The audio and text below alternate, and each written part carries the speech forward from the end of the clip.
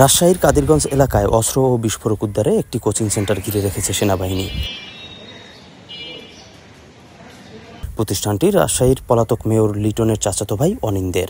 শনিবার সকাল থেকে নগরীর কাদিরগঞ্জ এলাকায় ডক্টর ইংলিশ নামে ওই প্রতিষ্ঠানটিকে ঘিরে রাখে সেনাবাহিনীর 40 ইস্ট বেঙ্গল একটি দল।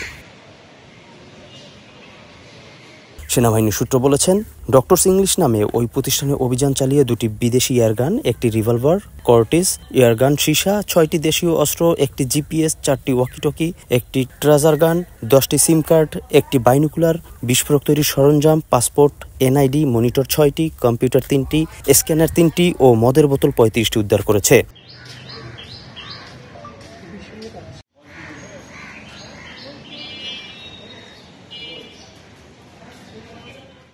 তবে সেনাবাহিনী থেকে এখনও আনুষ্ঠানিকভাবে কোনো কিছু জানানো হয়নি।